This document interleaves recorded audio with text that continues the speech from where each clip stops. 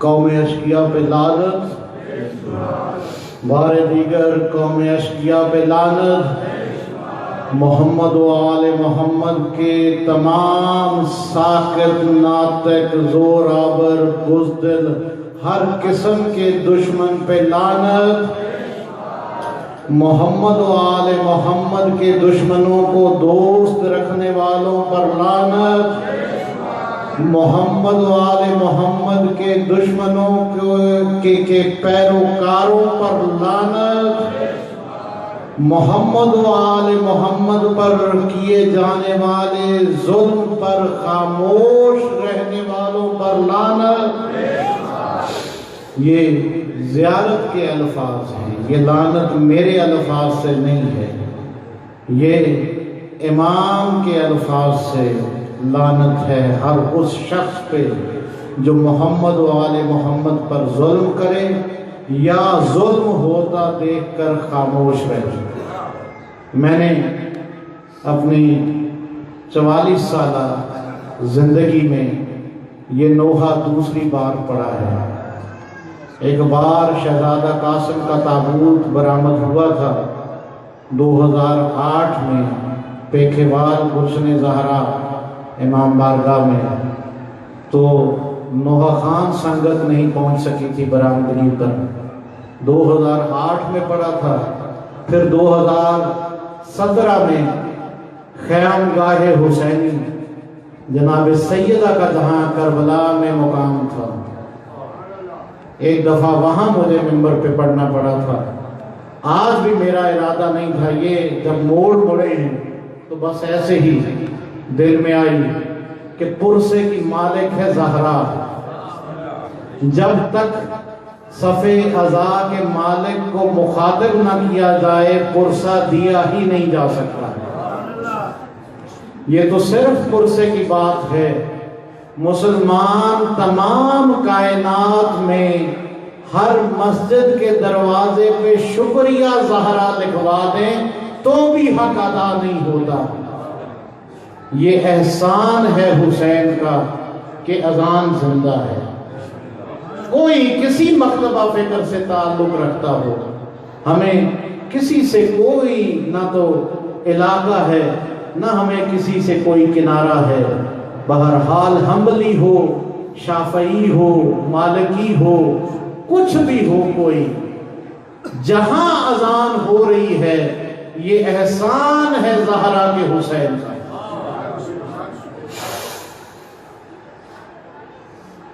وَبَشِّرِ الصَّابِرِينَ إِذَا أَصَابَتْهُمْ مُصِیبَةٌ قَالُوا إِنَّا لِلَّهِ وَإِنَّا إِلَيْهِ راجعون۔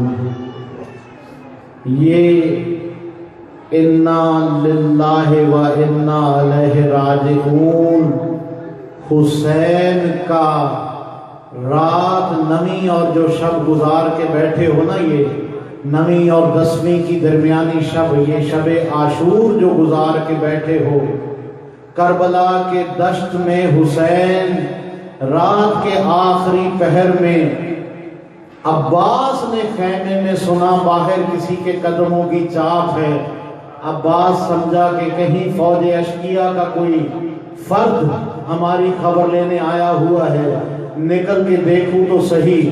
عباس اپنے خیمے سے باہر آتا ہے تو کیا دیکھتا ہے؟ عباس کا آقا حسین کبھی کربلا کے دشت میں یہاں جھکتا ہے، کوئی شے اٹھاتا ہے اور کہتا ہے اِنَّا لِلَّهِ وَإِنَّا إِلَيْهِ راجعون۔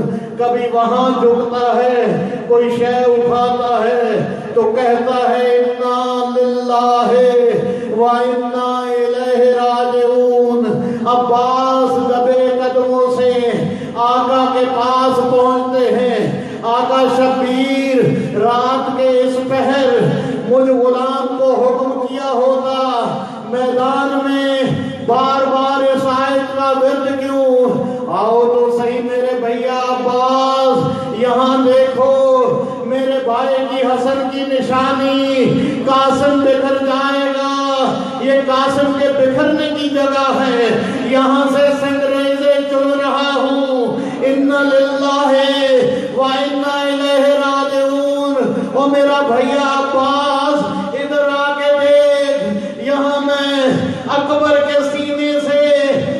برچھی نکالوں گا، جب برچھی نکالنی پڑے گی نا مجھے زانو زمین پہ لگانے پڑیں گے، جب زانو زمین پہ لگاؤں گا تو میرے زانوؤں کے نیچے جو پتھر آئیں گے تو وہ آئیں گے جو اکبر کی کمر کے نیچے کانٹے اور پتھر ہیں۔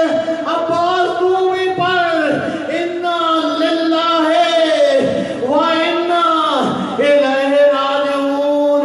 او میرے بھیا عباس ادھر آ، یہاں تیرا دایاں بازو گرے گا، انا للہ و انا الیہ راجعون۔ ادھر تیرا بایاں بازو گرے گا، انا للہ و انا الیہ راجعون۔ عباس یہ زمین دیکھتا ہے نا، یہ جو تپ رہی ہے، یہاں میں بیٹھا ہوں گا، میرے زانو پہ تیرا سر ہوگا، میرے زانو پہ تیرا کھلا سر ہوگا، رہے قرآن کی مانند کھلا ہوا سر، اور میں یہاں بیٹھ کے پڑھوں گا انا للہ و انا الیہ راجعون۔ عباس ادھر تو آ، یہ زمین بہت نرم ہے، ظالم یہاں سے اصغر کی قبر اکھاڑ پھینکیں گے، آ میرے ساتھ وہاں تک چل، یہ زمین تھوڑی سخت لگتی ہے، اس کو مل کے کھودتے ہیں تاکہ صبح تک اتنی ٹھنڈی ہو سکے کہ اصغر میری رباب کے سینے کا سونے کا عادی ہے، اصغر کو یہ زمین گرم نہ لگے۔ عباس میں زمین کھودتا ہوں، تو پڑھ انا للہ و انا الیہ راجعون۔ عباس آقا شبیر کو لے کے خیمے کی جانب چلے، آگے آگے شبیر، پیچھے پیچھے عباس کہ یکا یک عباس کو اپنے پاؤں گرم ریت سے ذرا سی نرم اور گیلی ریت محسوس ہونا شروع ہوئی۔ عباس کے پاؤں رک گئے۔ عباس نے جو نیچے دیکھا، ایک خیمے کی پشت پہ ایک 4 سالہ برقع پوش بیٹھی ٹپ ٹپ اپنے آنسو گرائے جا رہی ہے۔ عباس نے آقا شبیر کو کہا، آقا یہ میری آقا زادی کہاں بیٹھی ہے؟ شبیر نے سکینہ کو اٹھایا، او میری بیٹا، او میرے سکون کی سکینہ، تو اس وقت یہاں کیوں بیٹھی ہے؟ بابا اس قافلے کے بچوں کو پانی مانگنے کی عادت ہے سکینہ سے، چاہے وہ سکینہ سے چھوٹے ہیں یا سکینہ سے بڑے ہیں، سب جانتے ہیں کہ سکینہ کی سفارش عباس نہیں ٹالتا۔ جس دن سے پانی ختم ہوا ہے، عزادارو 2 محرم کو پانی بند ہوا تھا، ذاکرین پڑھ دیتے ہیں 7 کو پانی بند ہوا، 2 کو پانی بند ہوا تھا، 7 کو پانی ختم ہو گیا تھا، 7 کا پانی ختم ہوا، روز بچے سکینہ سے پانی مانگتے تھے، یہ سمجھ کے کہ اس قافلے میں عباس کی واحد سفارش سکینہ ہے۔ اب جو سکینہ کو بازوؤں پہ اٹھایا، اب سکینہ نے کلام کیا اپنے بابا سے، بڑا عجیب کلام کیا، کہا بابا جب آپ خطبہ دے چکے، جب ان سے اپنی بیعت تمام کر چکے، جب آپ نے سارے وعدے اٹھا لیے، جب آپ نے کہا میں چراغ بجھا دیتا ہوں، جس نے جانا ہے وہ چلا جائے، جب چچا عباس نے کہا کہ میں ساری ابدی زندگی بھی اپنے آقا شبیر پہ قربان کر دوں، جب بھیا اکبر نے کہا کہ اگر بدلے میں تا قیامت زندگی ملے تو بھی میں فرزند رسول پہ وہ زندگی قربان کر دوں، جب چچا مسلم ابن اوسجا آپ سے کہہ رہے تھے کہ میں 70 بار مارا جاؤں، پھر جلایا جاؤں، پھر زندہ کیا جاؤں، پھر مارا جاؤں، آقا میں آپ کو، آقا حسین میں کربلا کو چھوڑ کے نہیں جاؤں گا، بابا میں نے عجیب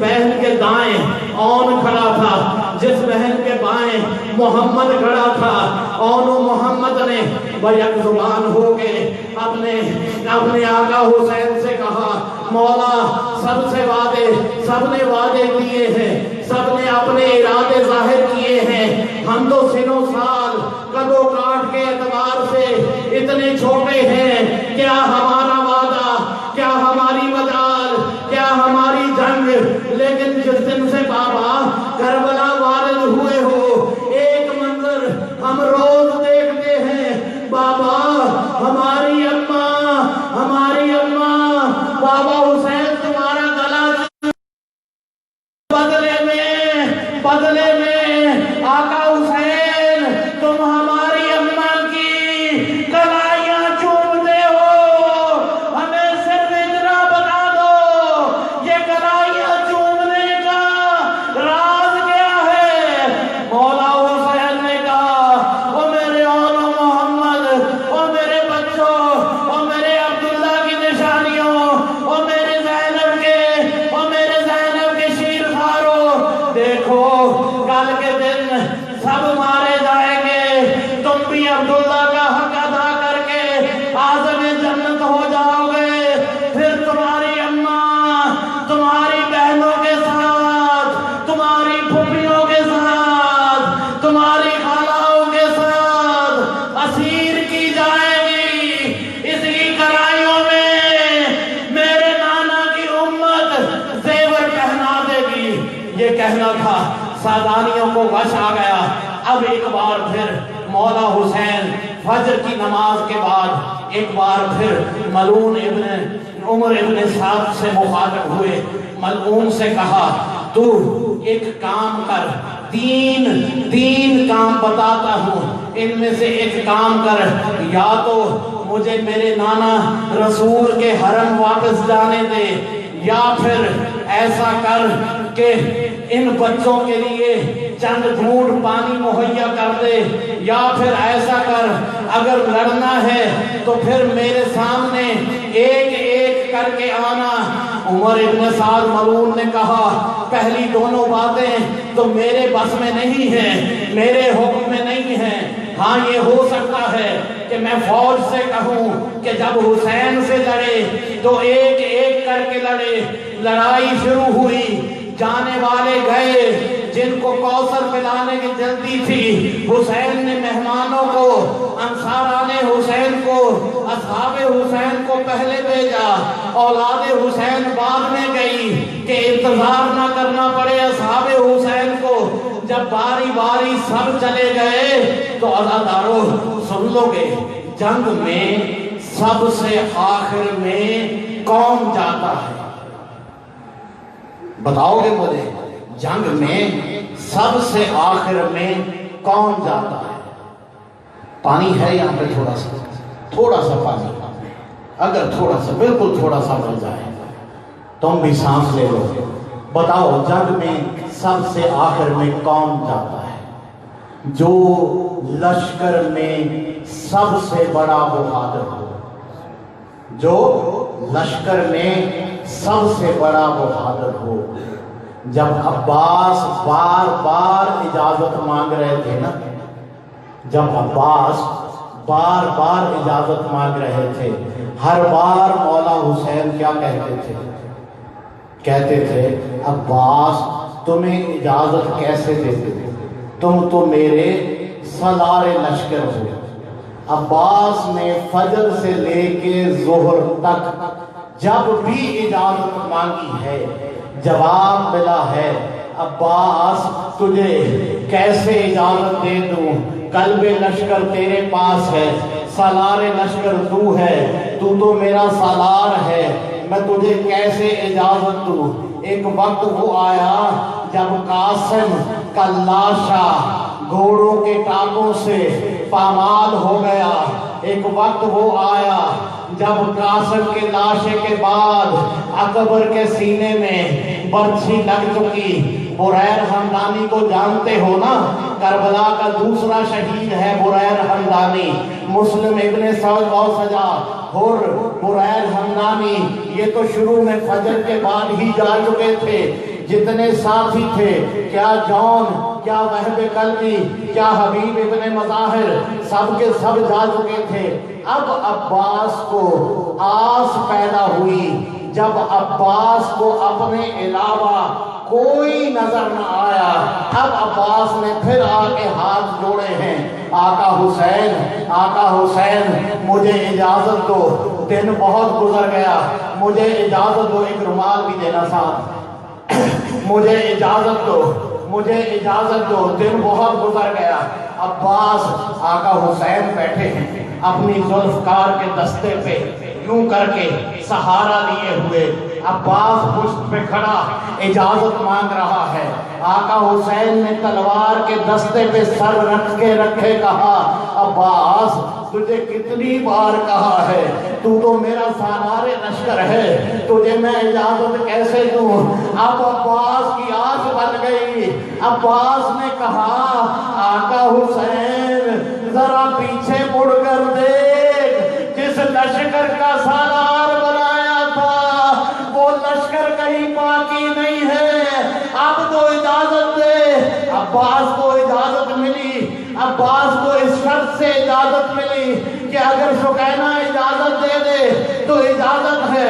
عباس آیا آقا زادی کے پاس، وہ جو عباس اپنی آقا زادی کی آس ہے، وہ آقا زادی کو آس بنا کے کہتا ہے، اگر تو اجازت دے تو میں تیرے اصغر کے لیے پانی لے آؤں۔ اجازت ملی، عباس گیا فرات کے کنارے، پانی لے کے چلا، کس طرح علم جھکا، کس طرح دایاں بازو کٹا، کیسے بایاں بازو کٹا۔ بہت ذاکرین سے سنتے ہو، جس کے لیے یہ پانی منگوایا تھا عباس بھی چلا گیا تھا۔ حسین کے پاس مجاہدین نہیں بچے تھے، سارے مجاہد چلے گئے تھے۔ کہا تھا نا، کہا تھا جنگ کے آخر میں سب سے بڑا مجاہد جاتا ہے۔ اس سے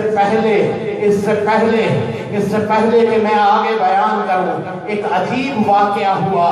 یہاں بیٹھے بیٹھے حسین نے کہا کہ حل من ناصر ینصرنا، تو ملائک میں سے اجازت لے کے منصور آ گیا۔ منصور نے کہا، مولا میں حاضر ہوں۔ آپ نے فرمایا تو کیوں آیا ہے؟ مولا ابھی تو استغاثہ بلند کیا تھا، حل من ناصر ینصرنا، مولا میں منصور ہوں، یہ ملائک کی جماعت ساتھ لایا ہوں۔ مولا نے کہا، یہ میرا استغاثہ تمہارے لیے نہیں ہے، یہ میرا استغاثہ تو ان انسانوں کے لیے ہے، یہ نانا کی امت کے لیے ہے کہ اگر اب بھی ان میں سے کوئی حر بننا چاہتا ہے تو میرے استغاثے کا جواب دے۔ منصور کو آقا نے واپس کیا یہ کہتے ہوئے کہ میں تیری مدد ٹھکرا نہیں رہا، میں اللہ سے درخواست کرتا ہوں کہ تجھے اور تیری جماعت کو تا قیام قیامت میری قبر پر گریہ کرنے والوں میں شمار کرے۔ منصور یہ خوشی لے کے لوٹ گیا۔ منصور کے بعد جنات کی فوج آئی۔ ظافر جن نے مولا کے قدموں میں گر کے کہا، مولا میں حاضر ہوں۔ مولا نے کہا، تو بتا اب تو کیوں آیا ہے؟ ظافر نے کہا، مولا تم نے ابھی تو استغاثہ بلند کیا ہے، حل من ناصر ینصرنا، تو میں بھی حاضر ہوں، میری جماعت بھی حاضر ہے۔ مولا نے پھر کہا، جا تجھے دائمی زندگی بخشی، میں نے تجھ سے مدد نہیں لینی، میں نے یہ مدد، یہ استغاثہ بلند کیا ہے اپنے نانا کی امت کے سامنے، اس امت کے سامنے جس نے مجھے اپنے نانا کے کندھوں پہ سوار دیکھا ہے، جس نے مجھے دیکھا ہے کہ میں نانا کے کندھوں پہ سوار ہوں، مدینے کی گلیاں ہیں، نانا کی زلفیں میرے ہاتھوں میں ہیں، جدھر میں زلفیں موڑتا ہوں ادھر حق مڑ جاتا ہے۔ ان لوگوں نے دیکھ رکھا ہے کہ میں خدیجہ کا نواسا ہوں، ان لوگوں نے دیکھ رکھا ہے میں فاطمہ بنت اسد کا پوتا ہوں، ان لوگوں نے دیکھ رکھا ہے میں ابو طالب کا پوتا ہوں۔ عزادارو، یہ حسین کی رجز ہے، حسین ایک ایک کا نام گنوا رہا ہے کہ ہم اگر تم جیسے ہوتے تو کربلا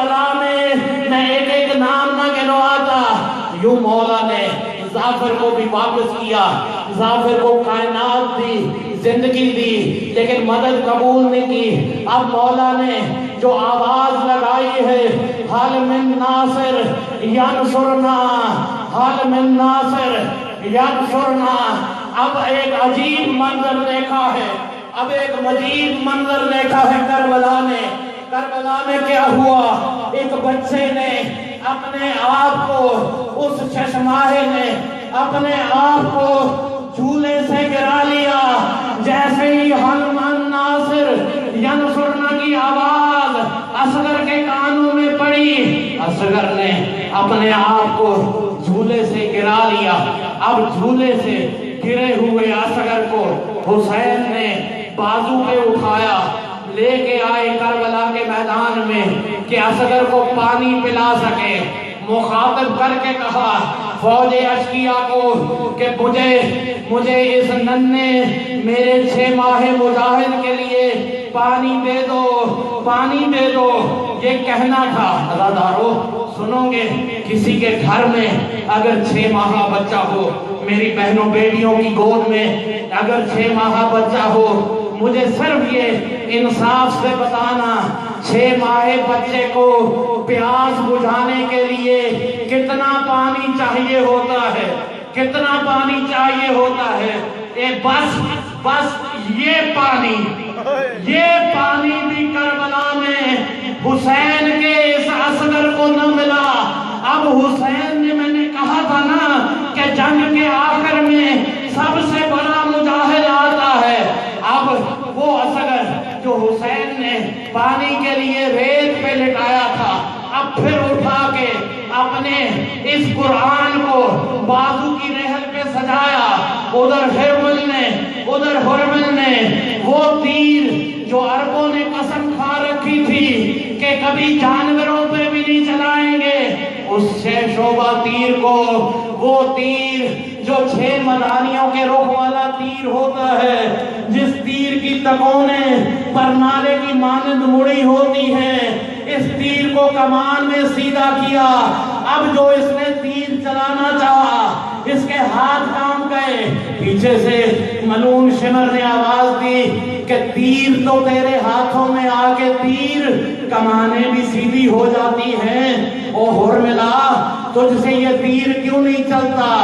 اب ہرملا نے کہا شمر ادھر آ کے دیکھ، میں کمان میں تیر لگاتا ہوں، جو تیر کھینچتا ہوں، کبھی سامنے خدیجہ کا چہرہ آتا ہے، کبھی سامنے فاطمہ بنت اسد کا چہرہ آتا ہے، پھر تیر سیدھا کرتا ہوں، مکے کا سید البطحہ ابو طالب سامنے آ جاتا ہے، پھر تیر سیدھا کرتا ہوں، سامنے محمد علی آ جاتے ہیں، اور تو اور یہ جو آخری بار تیر سیدھا کیا ہے، سامنے ایک بی بی آئی ہے جس نے سیاہ برقع پہنا ہے، جس کے دائیں پہلو پہ ہاتھ ہے، تو چلا سکتا ہے تو اتنا کر، میری کمر پہ ہاتھ رکھ۔